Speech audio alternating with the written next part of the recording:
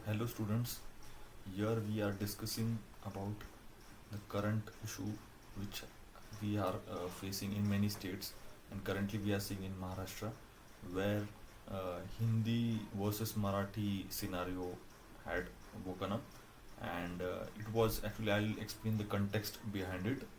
It was basically because Maharashtra government had brought a rule which changed the earlier rule, which said that mm, from first standard onwards, the student will have a Hindi language subject that is same parallel to the Marathi language. So this brought some opposition and some protest from political parties and social institutions. So the reason behind bringing this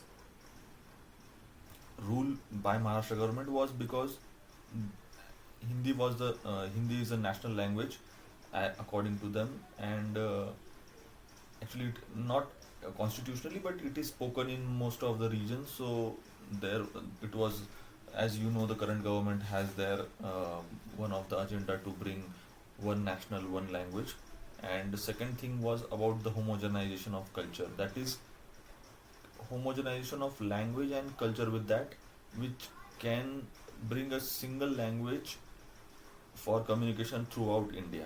So this was their motto behind changing the rule, but it faced criticism across various region and various levels.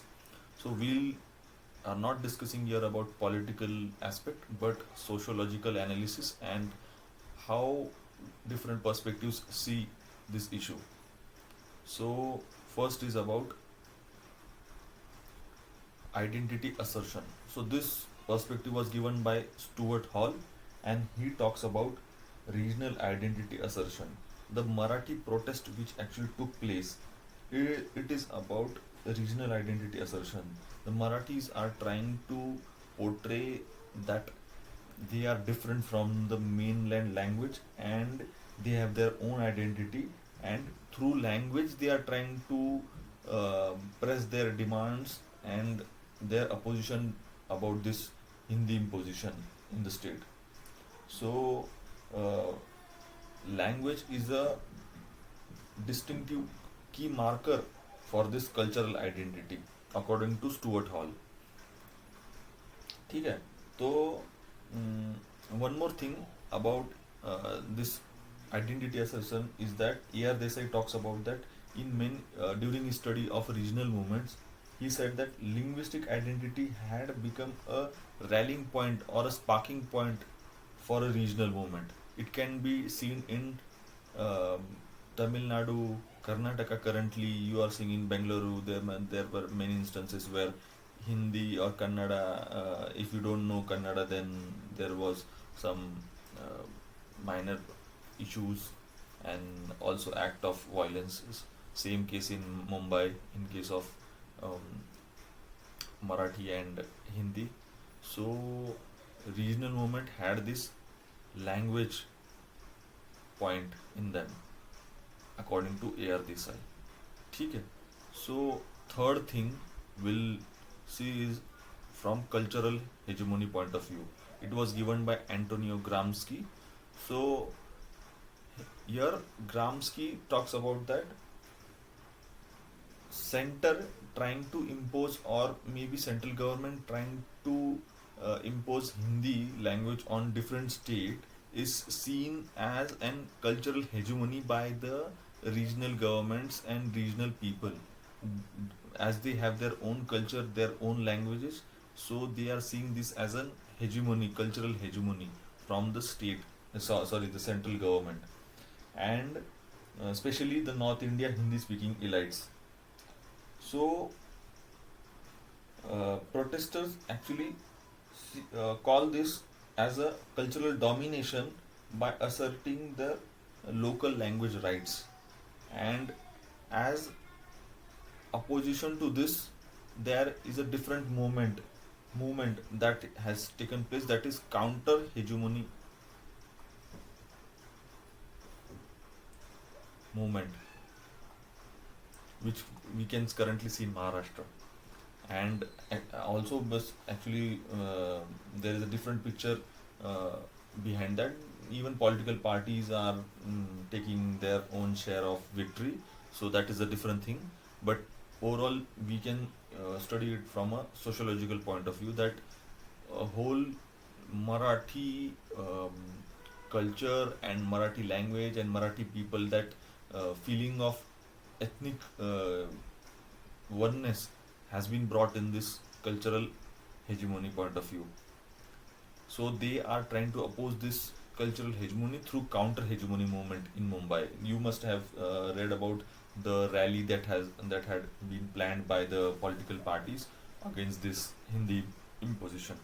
So that was our third thinker. Sorry, third thinker, right? Cultural hegemony. So next perspective is about ethno-linguistic nationalism. So nationalism that is based on ethnicity and language. So here ethnicity is Marathi and language is also Marathi, and the nationalism that is being brought through these two key markers, it is called ethno-linguistic nationalism, which is has been proposed by Benedict Anderson. So Benedict Anderson says that he talks about an imagined community, the community which actually shares language, culture, history in common. They are called as imagined community.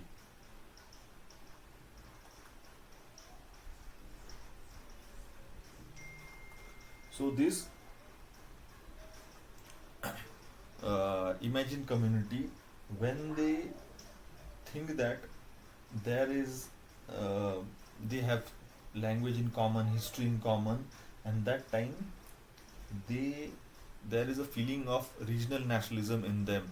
And whenever something that opposes or maybe suppresses their uh, language or their culture, then that time the opposition is taken place by ethno-linguistic nationalism. The feeling of one nation in that particular region is called ethno-linguistic nationalism. So this is the fourth perspective. Fifth is from symbolic interactionism. We have our paper one perspective about G.H. Mid, which also talks about symbolic interactionism. So this is the same. This is the father of symbolic interactionism, Herbert Blumer, and he says that language. Actually, I'll first explain what is symbolic interactionism.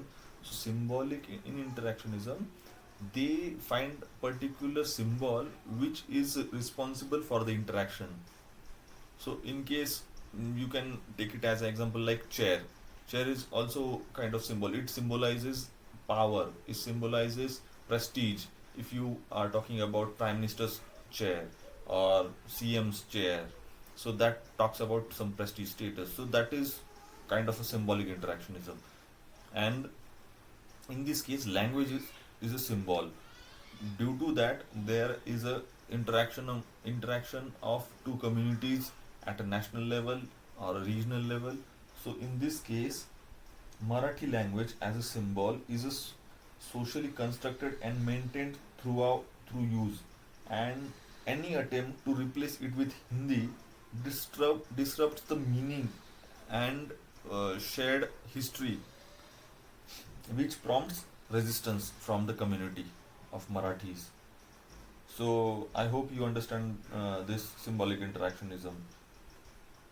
It sees Marathi language as a symbol of unity, and it is also you basically understand that ethnicity and uh, maybe culture are politically constructed or rather than inherited generally. We'll see that further. So next perspective is about Pierre Bourdieu. So Pierre Bourdieu basically talks about different types of capitals. It can be intellectual capital, it can be political capital, it can be economic capital. So if you talk about Marwadis or Gujaratis, they have economic capital. Like they are mostly businessmen, entrepreneurs. And second thing, if you see people from southern India, they are expert in mathematics. So they have that intellectual capital in them. So Pierre Bourdieu talks about linguistic capital in this case. So he say that he sees language as a linguistic capital and Marathi as a linguistic capital of Marathi people. So he says that Marathi is used in markets throughout Maharashtra, in schools, in businesses, and in political institutions. So when any language is being tried to replace with the original mother tongue of this region, then Marathi see that as a symbol of their culture, cultural erasure. And see, basically, if you are trying to replace the language of economics, in this case Marathi, then basically there is being going to a protest from their side. And Marathi is a language used for economics in Maharashtra, and if you are trying to replace it with Hindi, then basically यहाँ के लोग तो oppose करेंगे ही उसे, कि उन्हें लगेगा कि इकोनॉमिक्स और मार्केट से और स्कूल से सारे चीज़ों से अगर मराठी लैंग्वेज हटाई जाएगी तो उनका जो मतलब इकोनॉमी पे जो होल्ड है या फिर जॉब्स पे जो होल्ड है वो सारा चला जाएगा. So this is linguistic capital which Pierre Bordeaux talks about. Next is our political scientist, that is Paul Brass. He talks about regionalism and nationalism. So in this case, he gave concept of primordial identity and instrumental identity. So I'll explain it. कि primordial identity ये होती है कि जो हमें through inheritance मिली है, through culture के मतलब तरफ से. तो और इंस्ट्रूमेंटल वो होती है जो एक सोशली एंड पॉलिटिकली कंस्ट्रक्टेड होती है. तो उसका कहना है कि प्राइमोर्डियल आइडेंटिटी ऐसे कुछ नहीं होती. अब हमारे यहाँ क्या मानते हैं हम कि हमारा जो कल्चर है, हमारी लैंग्वेज, वो हमें हिस्टोरिकली इनहेरिट होके आई है पहले से होकर, और वो हमारी एक आइडेंटिटी, ये हम सोचते हैं. बट पॉल ब्रास ये कहते हैं कि all identity basically ethnicity and culture, ये आइडेंटिटी ये कल्चरल या हिस्टोरिकल आइडेंटिटी नहीं, ये बनाई गई identity. By who? By politicians, by leaders, by elites. तो इन्होंने ये आइडेंटिटी बनाई है, उसे कहते हैं इंस्ट्रूमेंटल आइडेंटिटी, एथनिसिटी खास करके. और इवन ये जो कल्चर वाली बात हो गई, लैंग्वेज वाली बात हो गई, तो ये इंस्ट्रूमेंटल आइडेंटिटी है. और इस इंस्ट्रूमेंटल आइडेंटिटी का फ़ायदा किस लिए होता है? पॉलिटिकल इंटरेस्ट के लिए होता है, या फिर कोई मोबिलाइजेशन करना है लोगों का, पॉलिटिकल मूवमेंट खड़ी करनी है, तो इसलिए इंस्ट्रूमेंटल आइडेंटिटी का यूज़ होता है यहाँ पर.